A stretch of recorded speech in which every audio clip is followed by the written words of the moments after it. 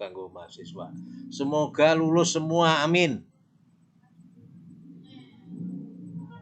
Kurang dungu ya. Baik.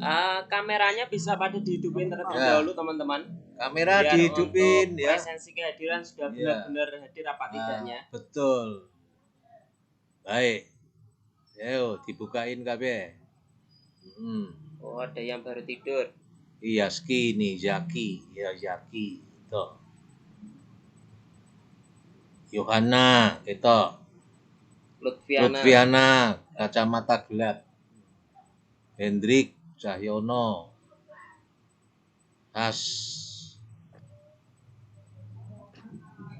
Sastika. Baik ya. Kita mulai ya. Jadi hukum acara perdata. Definisinya begini, apa yang dimaksud dengan hukum acara perdata? Hukum acara perdata adalah rangkaian peraturan yang memuat cara bagaimana orang harus bertindak terhadap pihak lain di muka pengadilan. Dan cara bagaimana pengadilan itu bertindak untuk melaksanakan berjalannya peraturan. Kalau kita ingat, pembagian hukum itu ada dua, hukum material dan hukum formil. Hukum material itu aturan-aturan yang berisi perintah dan larangan. Ya. Contohnya untuk hukum perdata itu diatur di dalam KUH Perdata. Sedangkan hukum formil itu hukum yang menegakkan hukum material. Nah, itu juga sudah betul, itu hukum formil itu ya hukum acara itu. Kalau di dalam hukum acara perdata, kitab yang mengatur namanya HIR. Sedangkan untuk yang hukum acara, hukum pidana, hukum formilnya adalah KUHAP. Ya. Baik. Saudara sekalian, supaya kita memulai dari awal, kenapa kok perlu adanya hukum acara perdata? Ini dimulai dari adanya sengketa. Sengketa itu apa? Bahwa sesuai dengan kodratnya, manusia itu diciptakan kan untuk hidup bersama dengan makhluk lainnya atau hidup bermasyarakat. Kecuali wong jenenge Tarsan hidup di hutan itu, tapi itu hanya cerita. Nah, dalam bermasyarakat itu mereka saling menjalin hubungan, gitu. Lalu setelah menjalin hubungan, ternyata dalam bermasyarakat masing-masing individu mempunyai kepentingan yang saling bertentangan.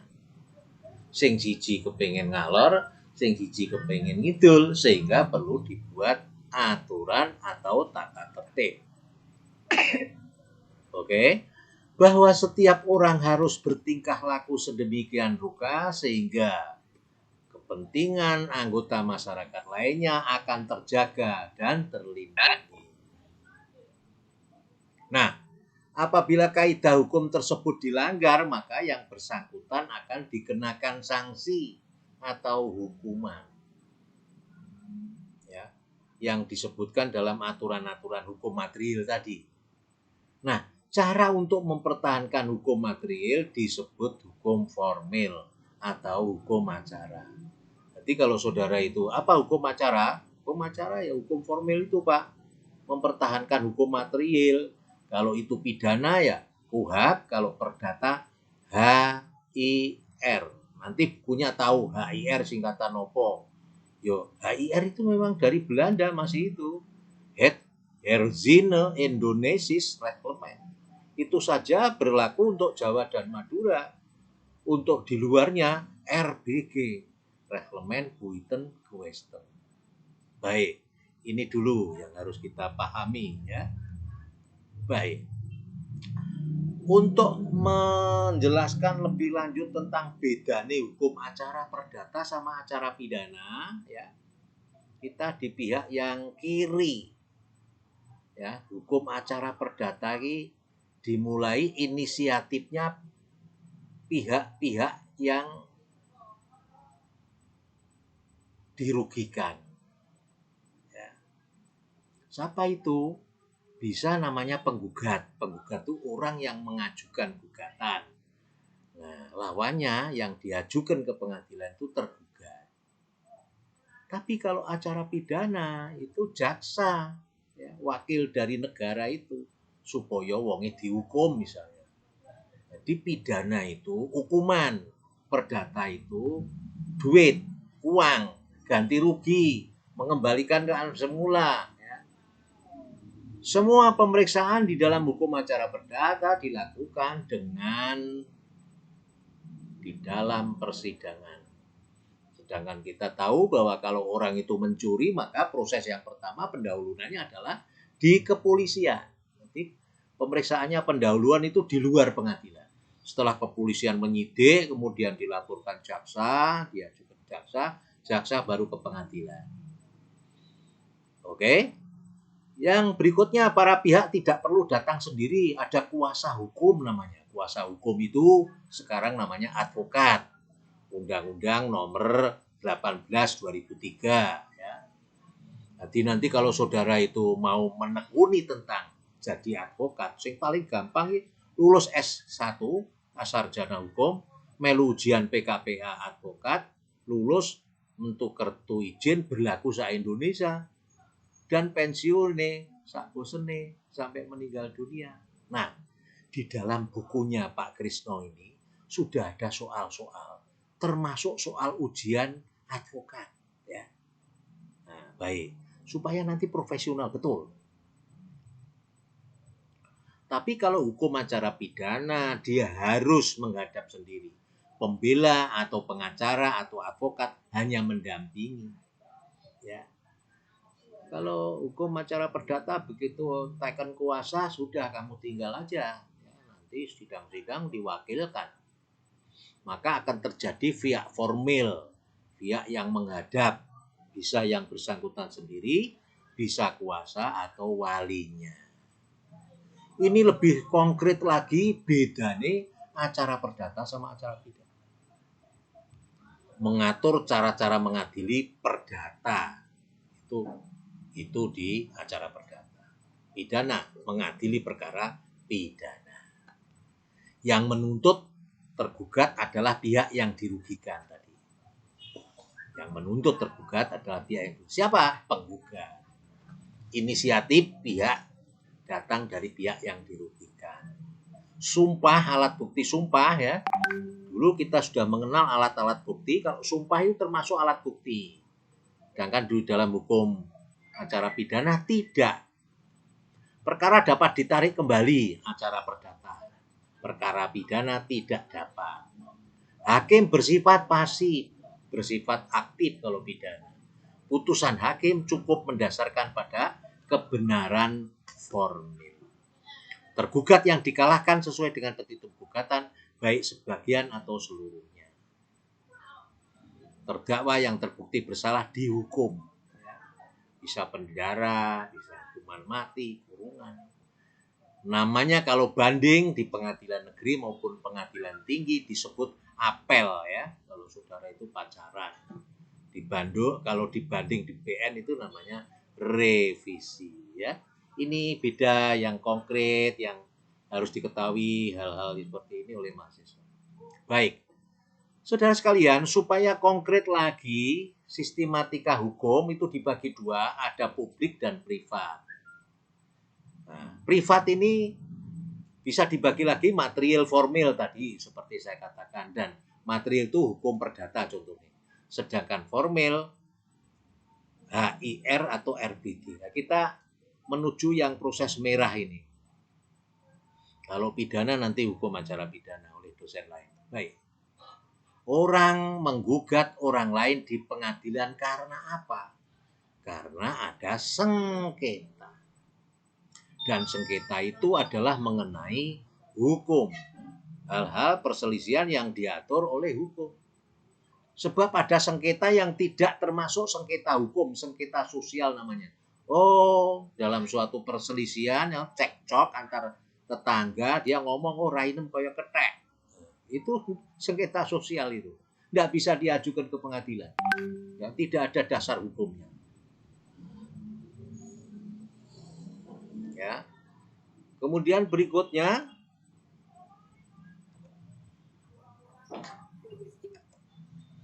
bahwa orang mengajukan ke pengadilan karena ada hak orang lain yang dilanggar. Misalnya jane utang ora gelem bayar, ya, beli ora gelem bayar, warisan ora dibagi, ya, dia mengabaikan kewajiban dan bahkan dia memperkosa kepentingan. Ya, pokoknya siapa yang merugikan orang lain, baik itu wan prestasi itu perbuatan yang salah karena ada perjanjian. Kalau perbuatan melawan hukum itu perbuatan yang sumbernya dari undang-undang.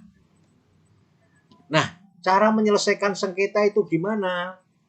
Satu, paling isor damai Pak, nek iso Mbak, damai dulu. Ini penyelesaian di luar pengadilan. Malah ada yang namanya Undang-Undang Nomor 30 Tahun 1999 itu tentang arbitrase dan ADR, Alternative Dispute Resolution. Ya, itu bisa melalui mediasi, bisa melalui konsultasi, negosiasi, ya. Yang berikutnya mungkin kalau itu perselisihan antar bank dan nasabah, itu penyelesaiannya di KP2LN. Kalau urusan mengenai sengketa ketenaga kerjaan, P4D, ya. Berikutnya yang terakhir adalah peradilan konsuler, ya, termasuk pengadilan litigasi. Siapa yang dapat mengajukan gugatan? Tentunya ada macam-macam. Bisa dia maju sendiri. Atau kalau perseroan terbatas yang mengajukan gugatan, ya direkturnya. Atau kalau itu urusan negara, ya jaksa. Ya. Jaksa itu bisa mewakili negara. Misalnya pemerintah daerah, pemerintah pusat. Atau sekarang di pemerintah daerah sudah ada badan yang mengurusi bantuan hukum, ya, babak hukum, nah, itu bisa. Kalau orangnya masih kecil maka diwakili oleh walinya, ya, atau diberikan kuasa hukum. Ya. Kuasa limpahan itu artinya ada kuasa, Pak Krisno dapat kuasa, tak limpahkan kepada orang lain, itu boleh. Asal di dalam surat kuasa itu ada tulisannya bahwa kuasa ini dibuat dengan mengingat hak substitusi. Apa sih tujuan gugatan? Ya, tujuan gugatan ya supaya pengadilan itu memeriksa dan memutus sengketa, ya. Lah, apa yang dapat dituntut dalam gugatan itu? Ya, supaya tergugat melakukan prestasi, misalnya utang orang bayar, ya. Itu prestasi, itu wujud yang dituntut, prestasi, bukan obat, ya, prestasi.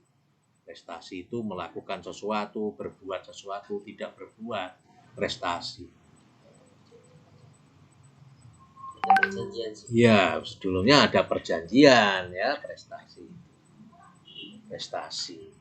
2, membayar ganti rugi. Ini sumbernya dari undang-undang. Misalnya saudara merugikan orang lain, menyebabkan orangnya kemudian sakit, misalnya kecelakaan, ini harus ganti rugi. 1365, perbuatan merugikan orang lain karena salahnya mewajibkan orang yang menerbitkan kesalahan itu harus membayar ganti rugi. Ini sing ngomong undang-undang. Ojo muni aku ora salah piye nabrak itu. Atau mengembalikan dalam keadaan semula, atau ya membayar ganti rugi, ya bayar duit, ya mengembalikan. Contohnya kecelakaan mau sepeda motornya rusak, ya dandani to. Ning ya wong sing ditabrak ya aja aeng-aeng. Nek ngono aku ya njaluk anyar ya ora ento, ya. Baik. cara mengajukan gugatan. Indonesia unik, cara mengajukan gugatan itu ada dua, bisa dilakukan tertulis maupun lisan, ya. Tapi kalau di negara maju semua wajib tertulis. Nah, ini pasalnya 118 sampai 119. Saudara sekalian, kenapa Pak pasal acara perdata kok dimulai 118? Karena pasal 1 sampai 117 dicabut karena sudah ada undang-undang yang namanya hukum kitab undang-undang hukum acara pidana, ya. Dulu itu HIR itu jadi satu ya pidana perdata.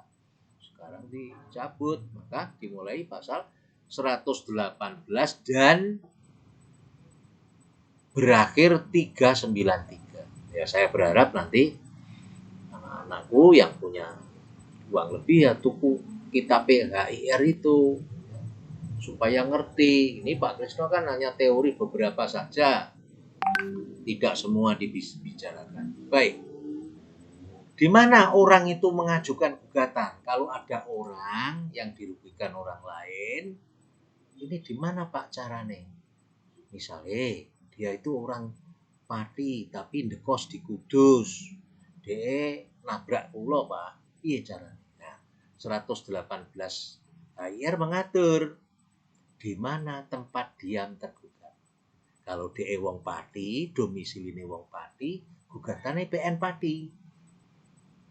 Kalau dia PN wong Pati tapi gugat kos di Kudus, nah, tempat tinggal itu namanya. Nah, itu bisa diajukan di mana tempat tinggal yang sebenarnya saat itu. Ya PN Kudus, ya. Tapi jarang ya. KTP tetap menjadi tempat di mana gugatan diajukan, domisili. Kalau tergugatnya banyak, bisa boleh milih salah satu. Kalau ada debitur utama dan penanggung, misalnya ono utang nang bank, bapak tanggung jawab, ning anake sing utang ya anake sing digugat. Kalau tidak diketahui semuanya tempat diam, tempat tinggal, teorinya boleh diajukan di tempat diam penggugat. Ini teori. Kalau barangnya itu mengenai tanah, di mana bisa diajukan gugatan di mana tanah itu terletak. Kalau tanah sengketa di Pati, ya orangnya meskipun di Kudus bisa diajukan di Pati. Kalau dalam suatu perjanjian sudah disebutkan bahwa apabila terjadi sengketa, maka kedua belah sepakat untuk mengajukan gugatan di PN Pati. Kalau sudah ditentukan itu ya harus sesuai dengan perjanjiannya. Kecuali ya ada hak-hak yang disebut hak evokasi. Hak evokasi itu orang mengajukan gugatan tidak sesuai dengan pasal 118 tetapi di mana perjanjian diadakan, di mana barang diserahkan, di mana pembayaran dilakukan. Ini contohnya, contoh kasus pabrik menggugat dagang tembakau di Medan, ya. Kok mengajukan gugatannya di KPN Semarang, di Ketua Pengadilan Negeri Semarang? Sebabnya berdasar hak evokasi. Karena tergugat tidak mengirim tembakau yang dibeli pada saat pasar malam di PRPP, kejadiannya di Semarang. Dia tidak bayar, tidak mengirim tembakau. Maka saya gugatan itu diajukan di wilayah hukum Semarang boleh. Karena dalam dunia perdagangan seorang dapat menggugat wilayah hukum di mana barang itu diserahkan. Barang wis diserahkan neng kok urung bayar. Nah, ada lagi hak prorogasi namanya. Jadi para pihak dalam perjanjian sepakat engko nek ana kasus langsung ke pengadilan tinggi ya, ini teori. Ya, teori. Ada namanya begitu tapi jarang ya, jarang dilakukan. Baik, saudara sekalian. Ada lagi yang kita dengar penyelesaian PT-UN itu apabila ada sengketa yang pejabat mengeluarkan surat keputusan sifatnya ditujukan pada seseorang dan final, tidak perlu persetujuan dari atasan. Itu kita lewati saja ya, nanti ada hukum acara tata usaha negara. Nah, saudara sekalian, akhirnya muara dari pengadilan itu dimulai dari pengadilan negeri naik tidak puas. Pengadilan tinggi banding, naik lagi Mahkamah Agung. Pengadilan agama juga begitu. Pengadilan tinggi agama, pengadilan militer juga begitu. Makanya hampir 50.000 perkara di pengadilan, di Mahkamah Agung itu belum terselesaikan. Karena PT UN, pengadilan militer, pengadilan agama, PR, semuanya ya kesal. Baik. Ya. Nah, ini untuk eksepsi namanya. Eksepsi adalah tagisan yang bukan mengenai pokok perkara, tetapi apabila berhasil dapat menyedai pemeriksaan. Nah, di peradilan itu ada 2 pembagian kewenangan, Mas. Atribut van Rechma, ya, menyangkut badan peradilan, dilihat dari macam pengadilan. Pengadilan tinggi, pengadilan agama, pengadilan negeri.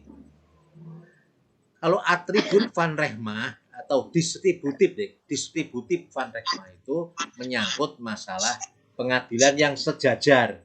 Pengadilan Kudus, pengadilan negeri Pati, pengadilan negeri Jepara gitu ya. Itu kewenangan yang relatif. Kenapa Pak dibedakan? Nanti untuk mengajukan eksepsi. Ya. Kekuasaan kehakiman. Sebagai lembaga negara yang tertinggi, kekuasaan yudikatif dilakukan sebuah Mahkamah Agung. Ya, jadi sifatnya Mahkamah Agung adalah lembaga yudikatif yang sifatnya mandiri demi ketegangan hukum dan keadilan berdasar Pancasila. Apakah kekuasaan kehakiman itu? Kekuasaan kehakiman adalah kekuasaan negara yang merdeka. Merdeka artinya presiden tidak bisa campur tangan siapapun ya, untuk menyelesaikan peradilan guna menegakkan hukum dan keadilan berdasar Pancasila. Nah, ini lingkungan peradilan dengan dasar hukumnya yang tadi saya katakan. Misalnya Undang-Undang Nomor 8 2004 ya. Itu undang-undang tentang pengadilan agama. Ya.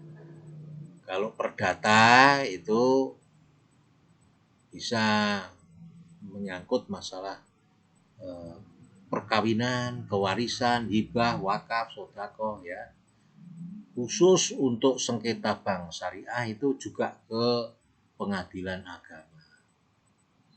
Ya, semua perkara perdata itu masuk ke pengadilan agama bagi yang beragama Islam, selainnya PN. Nah, undang-undang tentang militer 31 1997 PT UN, Undang-Undang Nomor 9 2004. Oke. Ada lagi lembaga yang juga ngurusi peradilan. Dulu namanya PUPN, sekarang KP2LN ya. Itu ngurus kredit macet yang urusannya bank negara. Itu singkatan dari Kantor Pelayanan Piutang dan Lelang Negara. Sekarang namanya KPKLN, Kantor Pelayanan Kekayaan dan Lelang Negara yang ada di Semarang ya. KUP, Kantor Urusan Perumahan, sekarang kembali sengketa perumahan ke pengadilan negeri. Sengketa mengenai sewa itu ya, sekarang ke PN.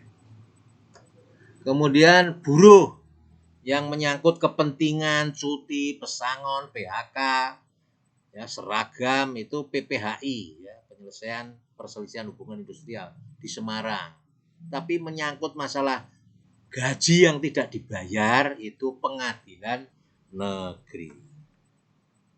Jabatan pajak ya namanya Badan Penyelesaian Sengketa Pajak. Peradilan konsuler, peradilan sengketa antar WNI ya yang ada di luar negeri. Contohnya utang-utangan antarane TKW.